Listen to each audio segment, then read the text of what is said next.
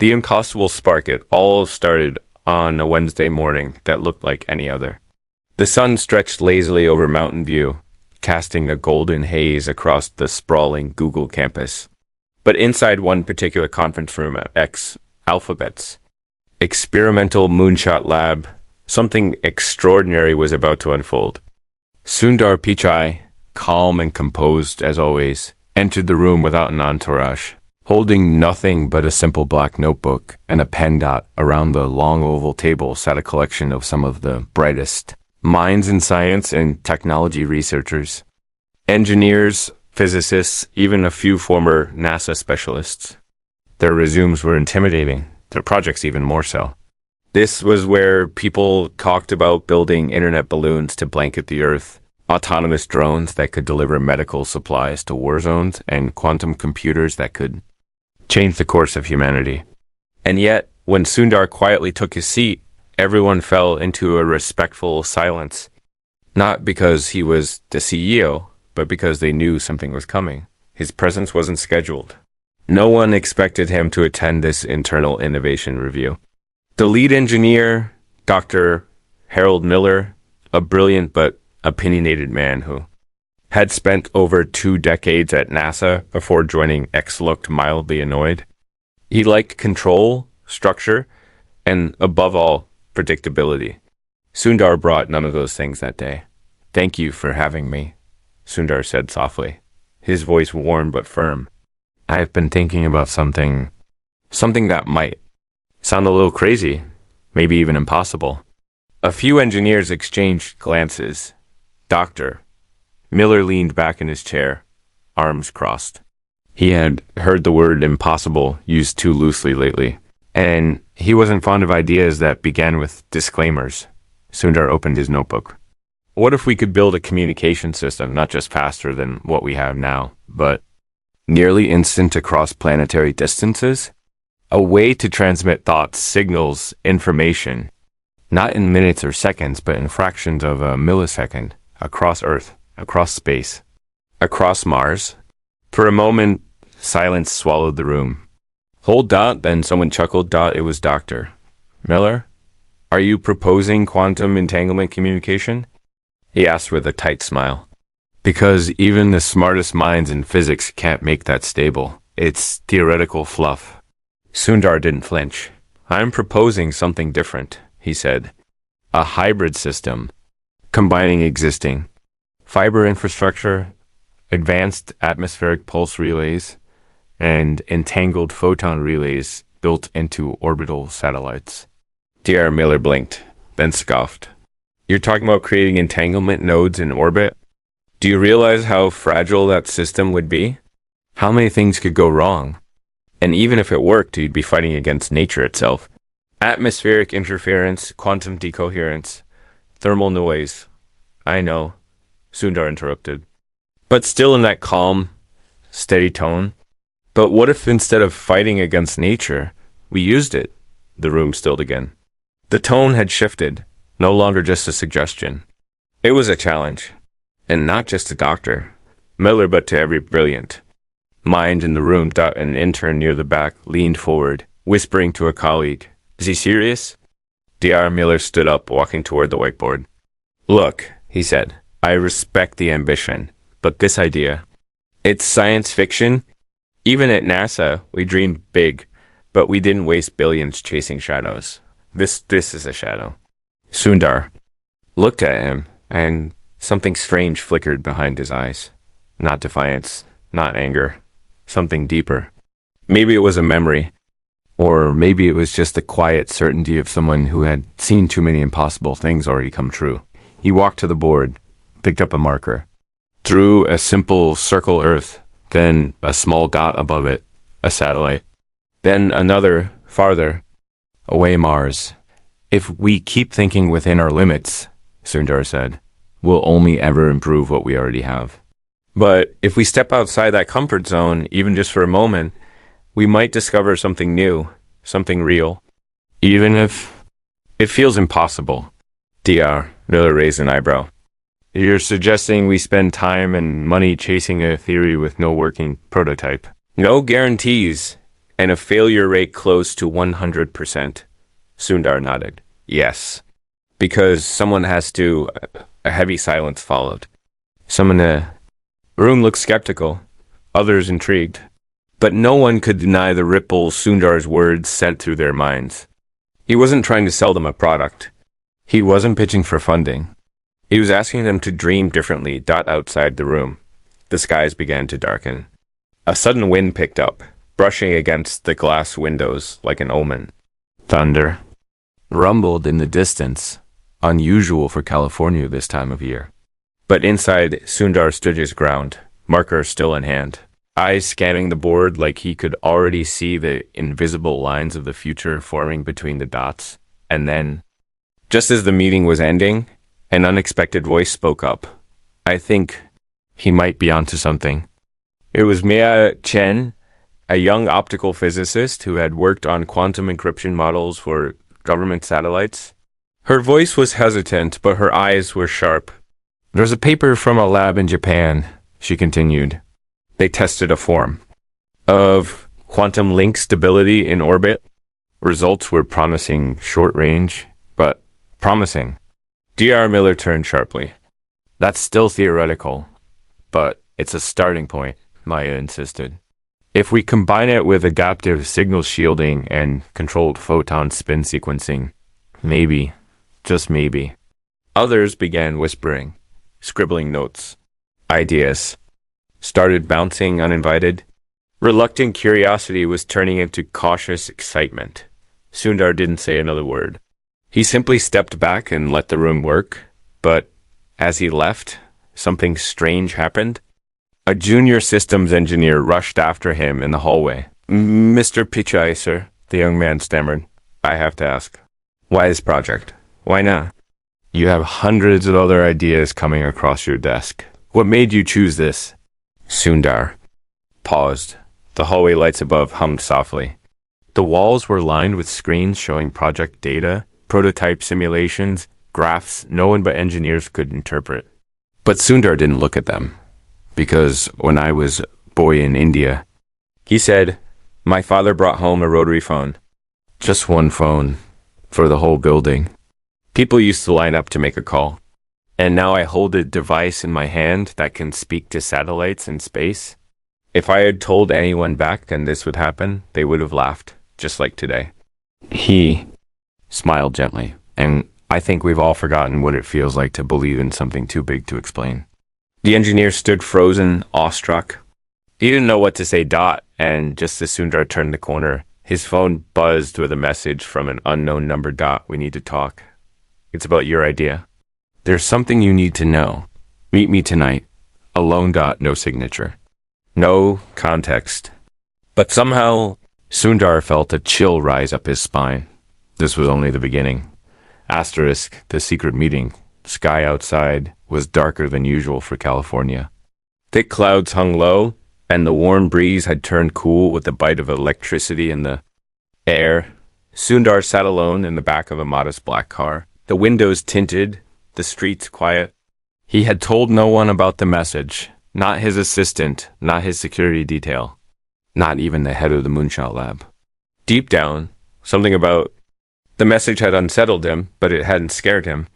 It had intrigued him. And he had learned long ago that the moments that scare you a little are often the ones that change everything.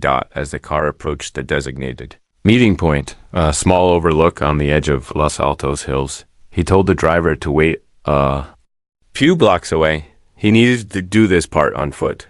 When he stepped out, his shoes crunched softly on gravel, and the air smelled of pine and damp earth. There was no moon. Just the faint glow of distant streetlights below and the soft hum of the wind. Weaving through the trees, he reached the overlook and stood still. There was no one there. For several minutes. Sundar just waited, listening. The sounds of nature surrounded him, an owl somewhere in the distance, the rustle of leaves, the faint creak of old branches swaying. And then he heard it, a soft footstep behind him. He turned slowly. A woman stepped out from behind a tree. She was dressed plainly gray jacket, dark jeans, hair tied back. But her eyes were alert, calculating, like someone used to hiding in. Plain sight? Thank you for coming, she said. I wasn't sure you would. Sundar didn't answer right away. He studied her face, trying to place it. She wasn't someone from his team. Not from NASA. Not even someone he'd seen on the campus before. Who are you? He asked calmly. She hesitated. Then reached into her jacket, slowly, carefully, and pulled out a slim badge. She held it up just long enough for him to glimpse it. Department of Defense. My name's Elena Vasquez, she said. I work in defense intelligence, or rather, I used to. I left 6 months ago, officially, but not everything I knew stayed behind. Sundar's eyes narrowed slightly. Why are you contacting me? Because your idea, she said, stepping closer, isn't new. That stopped him. We've seen similar proposals buried in black-budget research labs, she continued. Decades ago, most were shut down. Some were too unstable. Others disappeared. He frowned. Disappeared. I mean that literally, she said. Entire test teams gone. Equipment vanished. Reports erased from classified servers. One project in particular, Project Morpheus, came close to achieving something like what you're proposing. Entangled communication between a satellite and a ground station using modulated photonic spin fields. The signal actually transmitted across 8,000 miles with zero delay. Sundar blinked, stunned. Why was it shut down?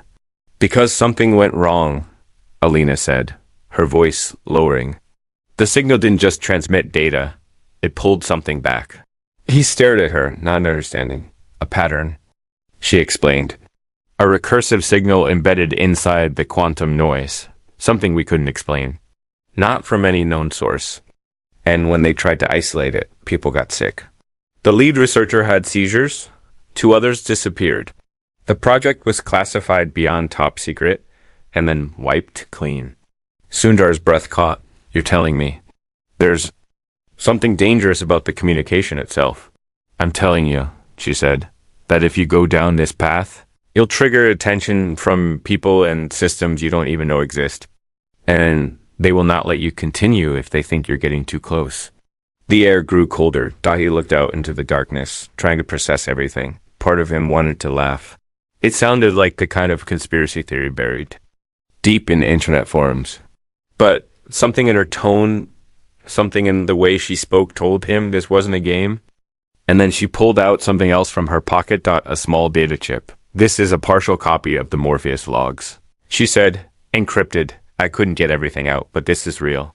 You'll need your best team to decode it. Don't share it with anyone you don't trust. She handed it to him, and their fingers brushed briefly. Her hand was ice cold. Why are you giving me this? He asked. She paused. Because I believe the world needs this technology. But only if it's built the right way. Not for war. Not for control. And you might be the only one who can keep it from becoming another weapon. And with that, she turned and walked back into the trees. Sundar stood there, holding the chip, feeling the weight of it settle in his hand like a stone. He didn't go home that night. Instead, he returned to the lab. It was after midnight, and the building was quiet. Most of the staff had gone home, but a few lights still burned in the engineering wing. He walked straight into Mia Chen's office. She looked up, surprised to see him. Double quotes, Mr. Pichai. I need your help, he said. But you can't tell anyone. Not yet. He placed the chip gently on her desk. Maya stared at it, confused. What is it? Something dangerous, he said, and maybe something extraordinary. She picked it up, examining it carefully. What do you want me to do? I want you to decode it, he said. And I want you to keep everything you find to yourself. If this is real, then we're not just working on a moonshot. We're stepping into something bigger. Something we don't understand yet. Maya nodded, the seriousness in his voice sinking in. She didn't ask more questions. She just turned to her computer and began the process. Outside the lab. Rain began to fall. And somewhere in a hidden part of the country, in a government facility buried beneath concrete and steel, a red light blinked. Someone had access to Morpheus data, and someone else was already watching. Whispers from the Kadevi. Soft hum of Maya's workstation filled the room as lines of encrypted data scrolled across her screen like falling rain. The lights above flickered gently, casting long shadows across the lab walls. It was nearly 3 a.m., and yet neither Sundar nor Maya had moved in hours. There was a strange kind of energy in the air, pressure that couldn't be explained by caffeine or stress alone. Something deeper was at play, and they both felt it. Maya's fingers moved with sharp precision. She had worked on some of the most secure encryption protocols used in military satellites, but this code was something else entirely. It was like trying to untangle 1,000 knots made by someone who had never meant for them to be undone. There were bits of corrupted data, looping redundancies, fragments of equations that seemed to reference theoretical physics beyond what was currently published. And tucked inside it, all anomalies. This shouldn't be here, she whispered, pointing to a pulse sequence on her secondary monitor. Look at this waveform. It's not just signal noise. It's rhythmic, intentional, like a signature. Sundar leaned in, eyes scanning the screen. Can you isolate it? I've been trying, she said, but every time I get close, the system starts glitching. Y-axis protocols reset. Once, the entire screen went black for 3 seconds, like something inside the file didn't want to be seen. Sundar nodded slowly. Keep going, but back it up on an isolated drive, and do not connect it to the network. Maya hesitated, then did as instructed. As she worked, a memory flickered in Sundar's mind. It was from years ago when he had first started at Google, long before becoming CEO. He remembered being in a small room with a few engineers, trying to fix a bug that had appeared in a new search update. It had been late at night. Coffee-stained papers were scattered everywhere. They were tired, frustrated, doubting themselves. And then, suddenly the solution had clicked. Not because of raw logic, but because of intuition, because someone had stepped back and looked at the problem differently. This felt like one of those moments. Except now. The stakes were infinitely higher. Maya suddenly sat upright. Wait, there's something here. A repeating pattern buried in the noise. It's like coordinates. Sundar's eyes sharpened. Coordinates to what? She ran the data through a custom visualizer. A 3D image began to form. It was a globe, no, not Earth, too small. Red. Terrain. Cratered surface. Mars. A specific location on the surface was highlighted. This is a real place, she said, stunned. It matches the terrain map from the Perseverance rover, but that mission wasn't transmitting quantum data. How would this file know that? Sundar's mind raced. Unless ... Whatever signal was received during Morpheus came from there. Maya looked at him. Her face had lost all color. Are you saying this recursive signal didn't just return? Noise, it returned a map from Mars? That's what it looks like, he said, barely believing it himself. But if that's true, then someone or something sent a response. Maya sat back in her chair, staring at the image. We need to talk to someone who worked on Morpheus, if anyone's still alive. Sundar nodded slowly. I know one name. By late morning, Sundar was on a plane to New Mexico, the jet slicing through thin clouds over the desert. Maya had stayed behind to continue decoding the rest of the file. But Sundar had a different mission now, one that led him deep into the forgotten corners of government science. His destination. A retired astrophysicist named Dr. Leonard Bryce. According to what little public record remained, Bryce had been lead theoretical consultant for Project Morpheus in the 1990s. Then he disappeared. No publications, number conference appearances, no digital footprint. Sundar had only found his name buried in an old patent filing and confirmed his location through a trusted contact in D.C. The car dropped him off near a fenced ranch on the edge of a desolate canyon. The air was dry and hot. A faint wind kicked. Up dust from the ground and tumbleweeds rolled lazily by.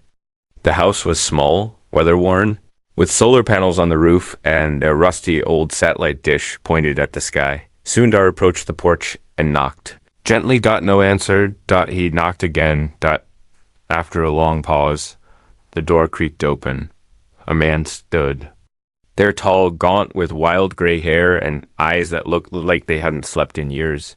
He wore a stained lab coat over a flannel shirt and jeans. His hands trembled slightly, but his eyes burned with intelligence. "You're Sundar Pichai," the man said, not asking but stating. "Yes, I came to speak with you about Morpheus." "Dia." Bryce stared at him for a moment, then opened the door wider. "You're either brave or foolish." Sundar stepped inside. The place was cluttered with old-tech oscilloscopes, dusty servers, stacks of handwritten notebooks. Every surface was covered in notes, models, and equations scrawled across walls and windows. The air smelled of solder, coffee, and something faintly metallic. "You worked on it," Sundar said, not needing to explain what it meant. "I did more than work on it," Bryce replied, settling into a worn armchair. "I helped build the foundation, the entangled photon lattice network, the satellite link models. They were mine, until it all went wrong." "What happened?" Bryce didn't speak for a while. When he finally did, his voice was lower. "We succeeded. At least, partially. We established a brief, stable quantum relay. Milliseconds of perfect clarity. But then, the signal came back. It wasn't just static. It was structured, recursive, layered with geometry we couldn't decode. And something about it, something in the pattern, it changed people." "How?" "Hallucinations. Paranoia. One engineer started speaking in languages no one taught him. Another thought he could hear the satellite whispering Bryce's voice cracked. I began seeing symbols in my sleep, patterns that matched the signal." He rubbed his temple. "They shut us down, burned the lab. Said it was a neurological side effect, but I knew. It wasn't us being corrupted. It was something reaching through the signal." Sundar stared at him. "And Mars?" Bryce looked up sharply. "You saw the coordinates?" Sundar nodded. "We think the signal originated from that location." "Then you've already gone further than we ever did," Bryce whispered. "But be careful, because the last time we tried to pinpoint that location with a scope, our instruments fried." It was like something didn't want to be found. A silence settled between them. A silence filled with heavy knowledge. Bryce suddenly stood and walked to a dusty cabinet. He pulled out a metal case and opened it. Inside was a thin silver rod, smooth, polished, and pulsing faintly with a soft blue glow. "This was recovered from the satellite right before we lost contact," he said. "No one could explain it. It's not made of any known material on the periodic table. We couldn't scan it, break it, or replicate it." Sundar stepped closer. "You're saying this came from the quantum relay?" "Or through it," Bryce said. "I kept it hidden all these years. They tried to take it once. I moved out here to disappear." He placed the rod gently into Sundar's hand, and the moment he touched it, a sharp pulse surged through his fingertips like static, but intelligent, not painful, but aware. He gasped, pulling his hand back. Bryce watched him. "Now you understand. It's not just about faster communication. It's about contact." Sundar looked down at the glowing rod in his palm. For the first time since this began, he felt something he hadn't expected. Not fear, not doubt, but awe. "Thank you." He whispered. Bryce nodded once. "Whatever you're building, be ready, because the universe might already be listening." Outside, the sun dipped behind the canyon, painting the sky in deep reds and shadows, and somewhere far away, on a distant red planet, something ancient stirred. The red echo return flight from New Mexico was quiet, but Sundar's mind was not. He sat near the window, the silver rod wrapped tightly in a cloth and secured inside his briefcase. No one else on board knew that tucked just beneath their feet was an artifact that defied every known scientific principle. The memory of the pulse, the sensation of something alive within the metal, still lingered in his fingertips. It wasn't just an object. It was a message. And maybe even a warning. He stared out at the endless sky, watching the clouds drift below like forgotten thoughts. The landscape shifted from desert to mountain to city, but his eyes weren't really looking at anything. Inside, his thoughts. moved faster than any plane jumping between Maya's findings, Elena's warnings, Dr. Bryce's haunted memories, and now, this strange object that hummed with a purpose. No one could explain. When he finally arrived back at the X-campus, it was late evening. The sun was dipping low, bathing the glass buildings in amber light. The mood was quiet, focused. Engineers worked late in their labs, prototypes hummed in testing bays, and robotic arms carefully assembled experimental circuits in high-security rooms. The place always buzzed with potential, but tonight, Sundar felt something different in the air and edge. Like a thread pulled too tight. Maya was waiting for him in the secure lab. Her face was pale, eyes wide. She didn't even greet him. She just pointed to her screen. "You need to see this," she said. He moved closer, peering at the monitor. It showed a waveform analysis, overlaid with a string of code she had isolated from the Morpheus file. Except this time, it wasn't just numbers or pulses. It was sound. "I converted part of the recursive pattern into audio," she explained. "I wanted to see if there was a hidden frequency or something we weren't seeing. But listen." She hit play, and the lab filled with a sound that made the hair on Sundar's arms stand up. It wasn't music, not exactly. But it wasn't noise either. It was rhythmic, layered, and haunting. Deep tones moved beneath higher harmonic frequencies, and woven between them all was something disturbingly close to a voice. Not words, not in any language, but the cadence, the inflection. It felt like speech, like something trying to communicate. Through the only channel it could. Sundar listened, heart pounding. This was embedded in the file. Maya nodded. "And there's more. When I fed the signal through a neural network trained on linguistic analysis, it started predicting phonetic shapes. Not full language, but structure. Sentence-like fragments. Grammar patterns. You're saying it's intelligent? I'm saying it's trying to talk." The room fell silent again, except for the low echo of the signal playing on loop. Maya turned and faced him. "This isn't just about faster communication anymore. This is a form of contact." Sundar reached into his case and pulled out the cloth-wrapped rod. Maya stared as he unwrapped it, revealing the faintly glowing surface. "What is that?" she asked, almost in a whisper. "Something from Morpheus," he replied. "Doctor, Bryce recovered it. We think it came through the relay." Maya hesitated before reaching out and touching it. The moment her skin made contact, she gasped and pulled back, eyes wide with shock. "Did you feel that?" She whispered. "It's like ... it recognized me." "That's exactly what I felt," Sundar said. "Like, it's not just metal. Like, it's listening." They stood there for a long moment, both grasping the same unspoken truth. They weren't working on a moonshot anymore. They were unraveling a thread that could lead to the very edge of human understanding and possibly beyond. Within hours, Sundar convened a private emergency meeting. Just 5 people were invited: Maya, 2 trusted engineers from Project Neutrino, and a quantum communication expert flown in under heavy secrecy. The meeting took place in a secure black room beneath the campus, shielded from all signals, with biometric access and zero network connectivity. Sundar explained everything. The Morpheus file, the map on Mars, the recursive signal, the strange rod, and the possibility that they weren't just sending messages through quantum entanglement, they were receiving them. The room sat in stunned silence.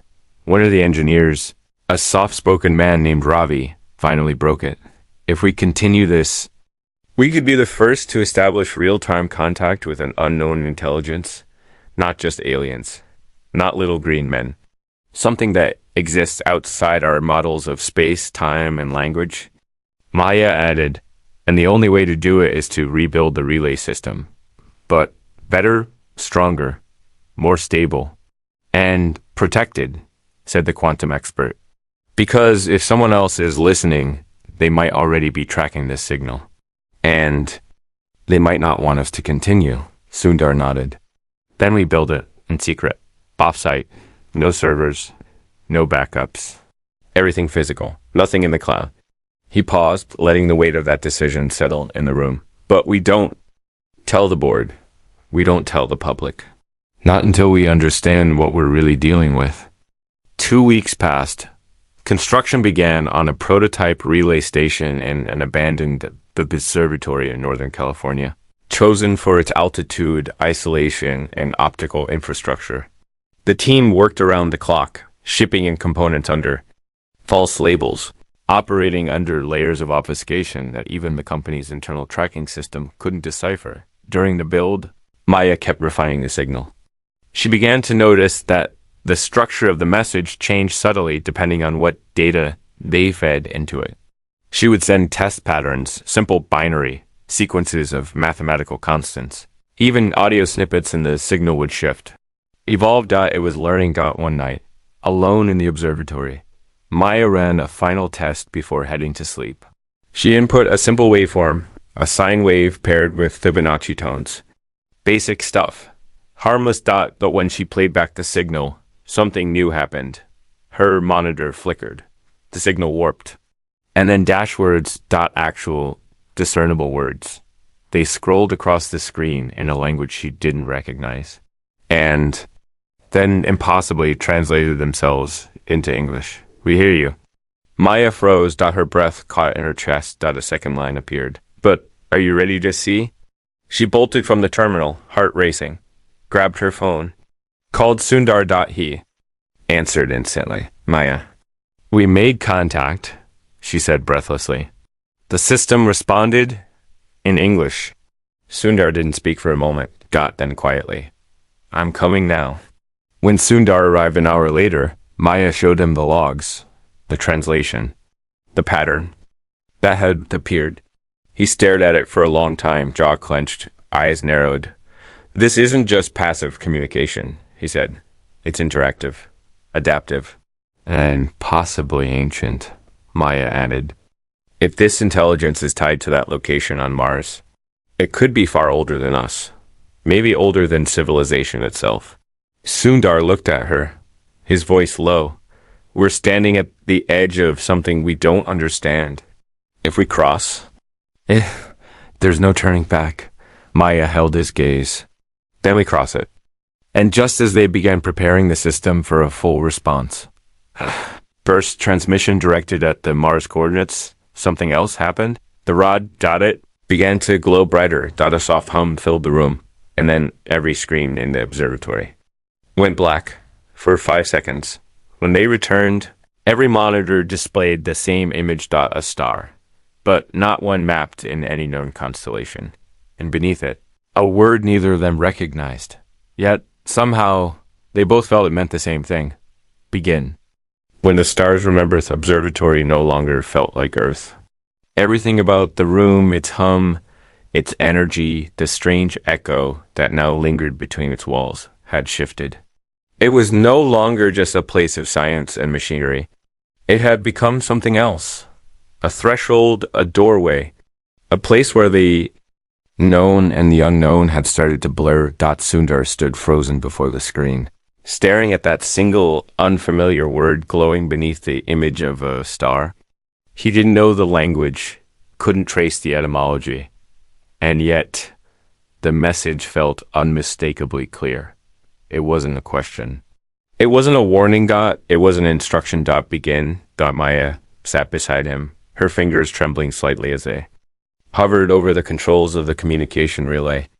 The weight of what had just happened pressed down on her chest like 1,000 invisible hands.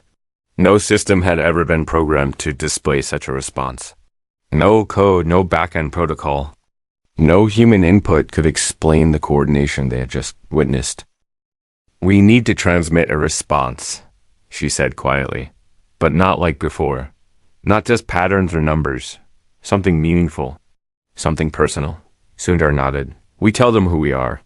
And with that, he began composing a message, not with words, but with essence. Maya designed a data package that included Earth's solar position, our biological code, elements of human language structure, music, and visual representations of culture, life, and emotion.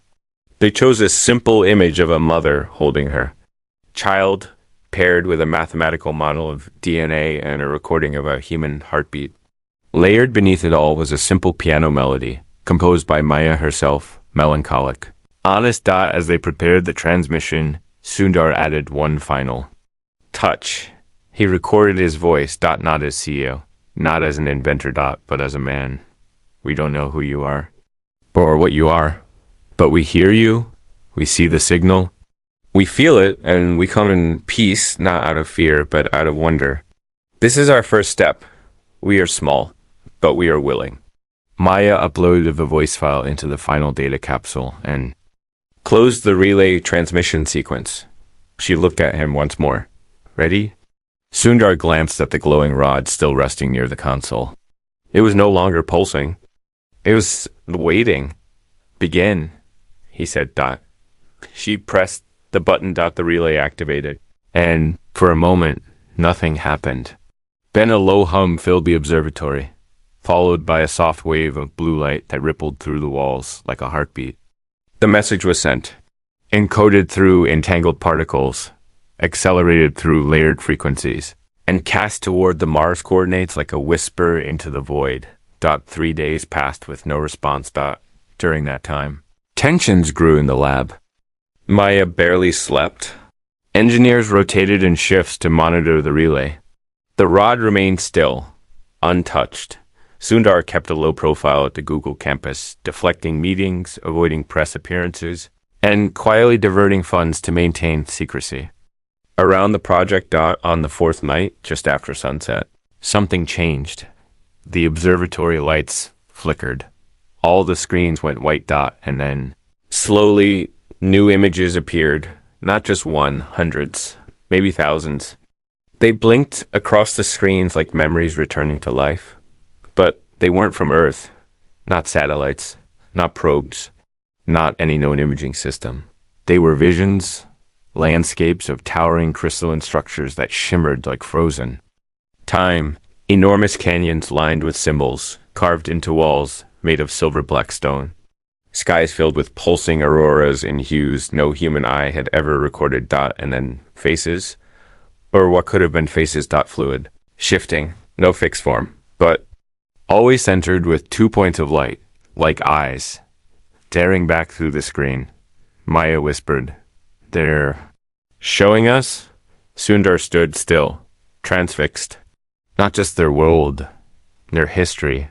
For nearly 20 minutes, the images continued pulsing and shifting, almost like a story told in silence.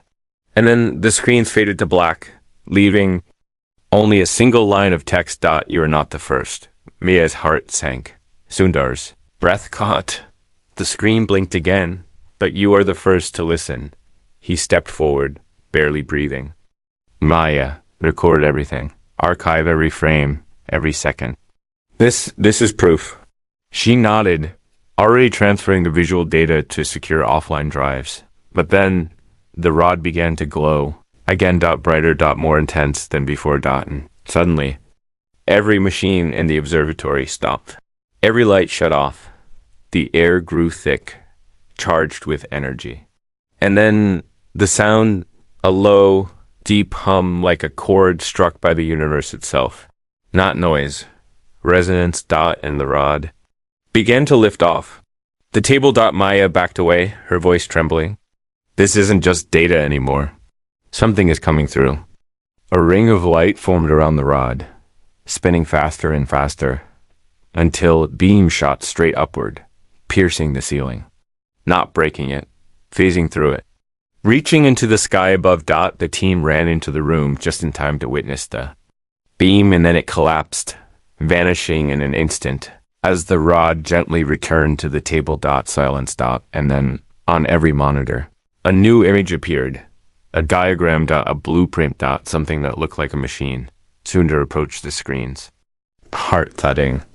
"Maya, what is this?" She analyzed the structure. "It looks like a kind of receiver, but not like anything we've ever seen. It's built for layers of frequency outside the electromagnetic spectrum. Quantum, gravitational, even temporal. They're giving us the design," Sundar whispered. "They want us to build it. Why now?" Maya asked. The screen answered, "Because we are ready. And then, in a moment that no one in that room would ever forget, The last line appeared simple, human. Impossibly familiar. We remember your voice. Maya stared at the words, stunned. That's your message. They heard you. Sundar sat down, overwhelmed, not by fear, not even by awe, but by something far deeper. Responsibility. We have to build it, he said. But not in secrecy, not anymore. Maya looked shocked. But if we go public, there'll be panic, governments, control. They'll try to shut it down. Then we don't let them, Sundar said. We bring the world in, one step at a time.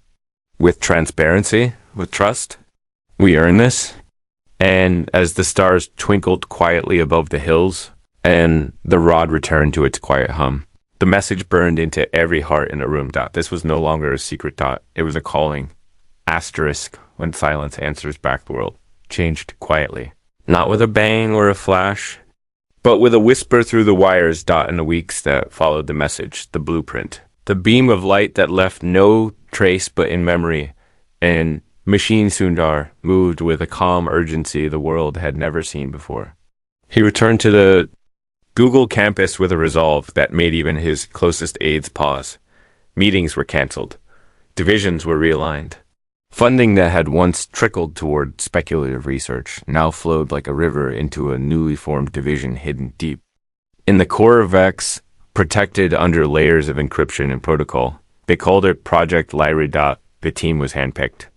No politics, no boardroom executives, only thinkers, builders, dreamers who knew how to keep their mouths shut and their minds wide open. Maya was appointed as lead systems architect. Ravi as structural engineer. A former quantum physicist from CERN joined silently under a fake name. Even Dr. Bryce, the reclusive scientist who once hid from the world, agreed to consult remotely, his voice coming only through secure analog radio channels. The blueprint wasn't easy to understand. It defied every known engineering principle. The device it outlined wasn't meant to just receive. It was meant to resonate, to harmonize. It required materials that didn't yet exist, energy sources that seemed like myth, and precision that could only be achieved through quantum calibration. It was, in every sense of the word, impossible, and yet, piece by piece, the impossible began to take form. In a decommissioned fusion test site beneath the Mojave Desert, construction began. The base was circular, 12 meters wide, laced with superconductive threading imported from an experimental lab in Sweden. The outer shell was composed of synthetic carbon glass composite grown in a sealed environment, modeled after the frequency spectrum buried in the Morpheus file. Every bolt, every wire, every layer was built with purpose. Nothing was wasted. Nothing guessed. For 3 months, they labored in secret. But secrets never stay secret for a long. It started as rumors. First in Silicon Valley, then in Washington. Then quietly, in whispers across scientific forums and encrypted dark web channels. Google building quantum receiver in the desert. New project may involve alien technology. Pichai disappeared from 2 international summits. One day, outside the gates of the fusion site, a black SUV parked quietly. 2 men stepped out. No badges, no names, just crisp suits and heavy questions. They asked for Sundar. He met them in the desert sun. Unflinching. You're playing with things you don't understand, one of the men said. Voice low, heavy with implication. We're trying to understand. Them, Sundar replied. This is classified beyond your pay grade. Then raise the grade, he said, his voice calm, but firm. A pause. Tension crackled like static between them. And then, to Sundar's surprise, the second man older. Eyes like steel softened. You got further than any of us ever did, he said. And you've done something different? What's that? Sundar asked. You didn't run. They left without another word. That night, surveillance satellites flew overhead. 3 separate agencies attempted to breach the relay system. All failed. Maybe something was protecting the project from the shadows. Maya looked at the logs afterward and said quietly, they're watching, not just us. Them. On the morning of activation, the air was still. The machine stood silent and The center of the chamber, surrounded by coils and resonance chambers humming with latent energy. The rod sat in a cradle at the top, now pulsing gently with soft blue light. The team gathered, no more than 20 people in the entire world, knew what they were about to do. What happens when we activate it? Maya asked. We don't know. Sundar said, maybe nothing, maybe everything. She looked at him, unsure. And if it's a mistake? He smiled gently. Then we make the most meaningful one in human history. They counted down from 10 at 0. Sundar placed his hand on the interface. The machine awakened. At first, it was silent. Then a hum, low and deep. It resonated not through the air, but through the bones. Everyone felt it in their chest, like a second heartbeat. Then came the light, a spiral of color that seemed to exist outside the spectrum of visible thought. Not blue, not red, something. Other. Machine pulsed once. Then twice. Then dash nothing.